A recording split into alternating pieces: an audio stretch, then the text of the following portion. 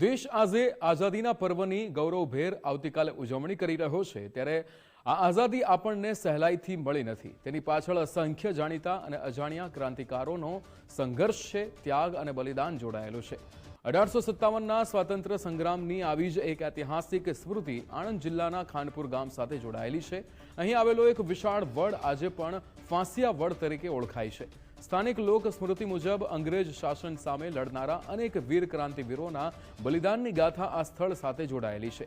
સમય બદલાયો, ગુલામ ભારત આઝાદ થયું અને પેઢીઓ પણ બદલાઈ ગઈ, પરંતુ આ વડ આજે પણ 1857ના એ લોહિયાળ સંઘર્ષની યાદ લઈને અડીખમ ઊભો છે।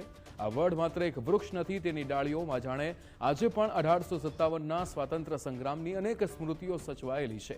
આ વડે અંગ્રેજી શાસન જોયું છે, આઝાદી માટેનો સંઘર્ષ જોયો છે અને દેશ માટે સર્વસ્વ અર્પણ કરનારા વીર સપૂતોની ગાથાઓનો આ વડ મૂક સાક્ષી બન્યો છે। ભારતમાં અંગ્રેજ શાસન અને એની સામે અસંતોષની આગ ભડકી રહી હતી ત્યારે લુણાવાડા રાજ્યના પ્રભાવ હેઠળ આવેલા ખાનપુર ગામમાં જ્યારે અંગ્રેજોએ હથિયાર જમા કરાવવાનો આદેશ આપ્યો ત્યારે અહીંના સ્થાનિક આગેવાનોએ સ્પષ્ટ ઇનકાર કરી દીધો। આ માત્ર કોઈ સરકારી આદેશનો વિરોધ નહોતો, પણ બ્રિટિશ સત્તા સામેનો ખુલ્લો પડકાર હતો।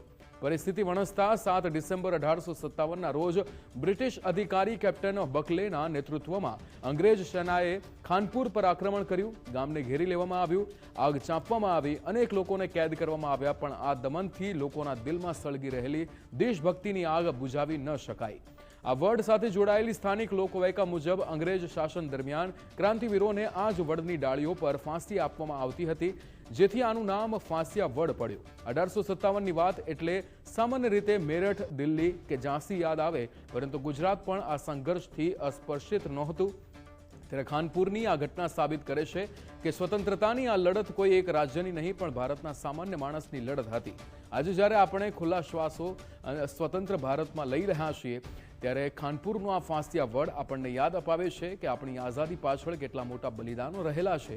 આ 15 ઓગસ્ટે જ્યારે તિરંગો આકાશમાં લહેરાય ત્યારે એક ક્ષણ એવા અજાણ્યા સ્વાતંત્ર્ય સેનાનીઓની પણ યાદ જરૂર કરજો, જેમના સંઘર્ષનો ઇતિહાસ ભારતની સ્વતંત્રતામાં સદાય જીવંત રહેશે। સાંભળેલી વાત ખાનપુરના ઠાકોર કહેવાય છે, ગરબરદાસ પટેલ કંઈક આણંદના કહેવાય છે। આ 2-3 જણાનું થઈને આ કાબેરવાળા કોતેડામ લશ્કર ભેગું કરેલું, 2-3 હજારનું કહેવાય છે લશ્કર।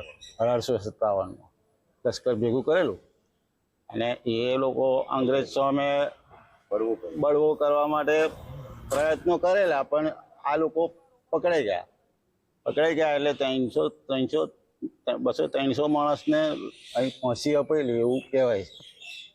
આજે એ વડ અત્યારે મોજૂદ છે, એની વડવાઈઓ બીજે ઉતરેલ નહીં, પણ ચોતરો અમારા ગામ સરપંચો એના બધા બનાવે વડની થિયરી સારી છે।